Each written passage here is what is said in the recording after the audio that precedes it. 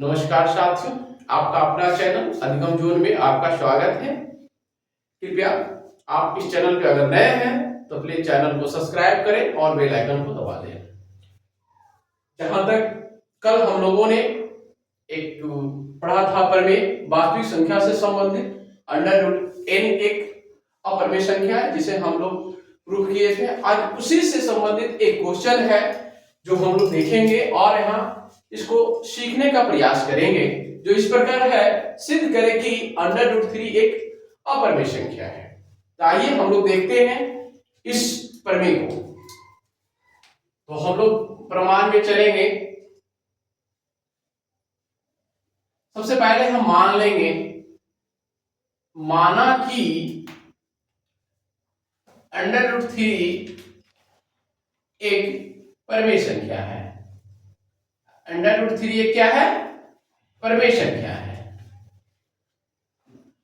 तो जैसा कि हम लोग परिभाषा से भी जानते हैं कि परमेय संख्या p बटे q के रूप में जो भी रहता है उसे हम क्या कहते हैं? परमेय संख्या कहते हैं, जहां q does not equal to 0। इसलिए बताइए अंडर रूट 3 बराबर हम क्या ले सकते हैं? p बटे q, जहां q does not equal to 0 तथा p और q में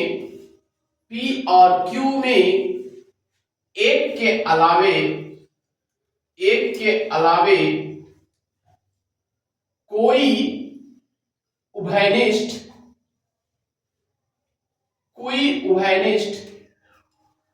गुणनखंड नहीं है।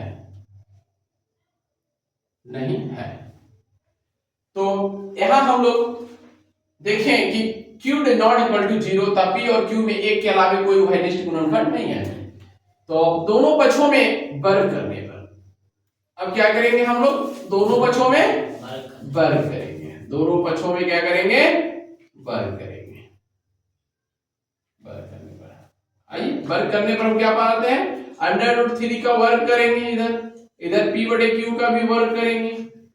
इस प्रकार हमारा जो निकल के आता है अंडर रूट 3 का स्क्वायर करने पर क्या आएगा? क्या आएगा जी? 3 आएगा। इधर क्या आएगा? p स्क्वायर बटे q स्क्वायर।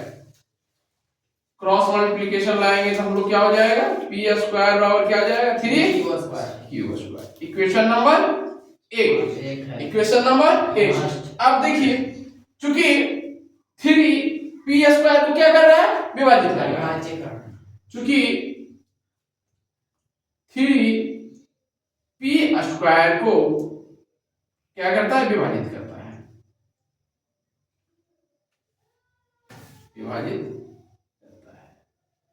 इसलिए 3 p को भी विभाजित करेगा। हाँ, विभाजित करेगा। p को भी विभाजित करेगा। Equation number 2। अब पुनः हम लोग क्या करेंगे? पुनः मानेंगे, माना कि p बराबर 3 के। p बराबर 3 के, ठीक है? p बराबर क्या मान लिया हमने? 3 के मान लिया। अब जो है 3k को क्या, 3k का वैल्यू हम लोग 3k को क्या करेंगे? p के में पुट करेंगे हम, है ना? जहां यहां लिख देते हैं, जहां k एक क्या है? धनात्मक। हाँ, धनात्मक पूर्णांक है। चलिए अब समीकरण फर्स्ट से, चलिए फर्स्ट में p का मान रखने पर चलिए, जब फर्स्ट में हम p का मान रखेंगे तो मेरा क्या हो जाएगा? 3k स्क्वायर हो जाएगा, बराबर क्या हो जाएगा? 3q स्क्वायर हो जाएगा। अब जब देखिए इसका स्क्वायर हम कर रहे हैं 3k का, तो 3k का जैसे हम स्क्वायर करेंगे क्या हो जाएगा? मेरा 9k स्क्वायर हो जाएगा। 9k स्क्वायर हो जाएगा कि नहीं हो जाएगा? बराबर क्या हो जाएगा? 3q स्क्वायर हो जाएगा। क्या हो जाएगा? 3q स्क्वायर हो जाएगा, होगा ना जी? तो 3 से 3 ये कटेगा कि नहीं कटेगा? 3 3 9 कट गया। यहां तक कोई दिक्कत है? नहीं। अब आगे देखिए, इसको हम क्या लिख सकते हैं? देखिए तो 3k स्क्वायर बराबर क्या लिख सकते हैं? q square. q स्क्वायर लिख सकते हैं कि नहीं लिख सकते? या इसको इस प्रकार लिख सकते हैं क्या? क्यू स्क्वायर बराबर 3k स्क्वायर। ऐसा लिख सकते हैं कि नहीं लिख सकते? यहाँ कोई दिक्कत है? नहीं ना। अब देखिए 3 क्या कर रहा है? क्यू स्क्वायर को विभाजित कर रहा है कि नहीं कर रहा है? अब लिखेंगे चूंकि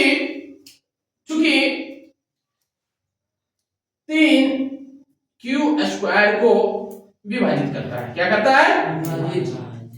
विभाजित करता है, इसलिए 3 क्यू को भी विभाजित करेगा। क्यू को भी विभाजित करेगा कि नहीं करेगा? करेगा। Equation number 3। अब इस पार्ट को हम लोग इधर लिखते हैं, आधे पार्ट को, ठीक है? अब इधर हम लोग लिखते हैं। अब देखिए समीकरण सेकेंड और थर्ड में देखिए क्या हम लोग देख रहे हैं? 3 जो है पी को भी विभाजित कर रहा है और 3 भी क्यू को भी विभाजित कर रहा है, लेकिन हम यहाँ क्या लिखे हैं? पी और क्यू में एक के अलावे कोई उभयनिष्ठ गुणनखंड नहीं है, लेकिन हमारा एक उभयनिष्ठ गुणनखंड क्या आ रहा है? 3 आ रहा है। क्या आ रहा है? 3 आ रहा है। 3 आ रहा है ना जी? इसमें भी आ रहा है, इसमें भी आ रहा है। यहाँ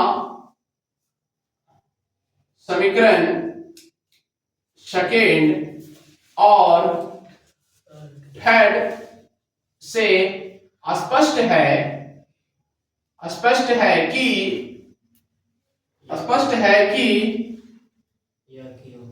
P और Q को 3 से विभाजित कर रहा है।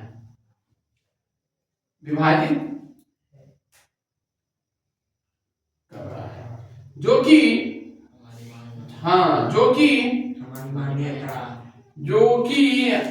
हमारी मान्यता है कि P और Q में एक के अलावे कोई उभयनिष्ठ गुणनखंड नहीं है। कोई उभयनिष्ठ गुणनखंड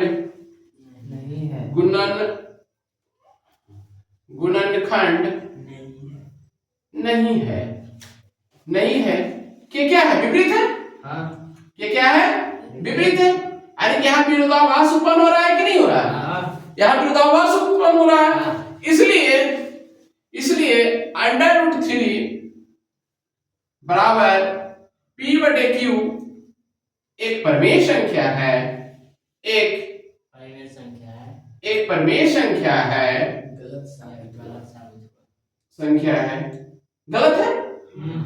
गलत है कि नहीं है? गलत है। अतः √3 एक अपरिमेय संख्या है। एक अपरिमेय संख्या है। प्रूफ। इस प्रकार हम इस प्रमेय को क्या करते हैं? प्रूफ करते हैं कि √3 ये क्या है? अपरिमेय संख्या है। इसी प्रकार नोट में इसी प्रकार √2 √5 √7 इत्यादि को भी सिद्ध किया जा सकता है।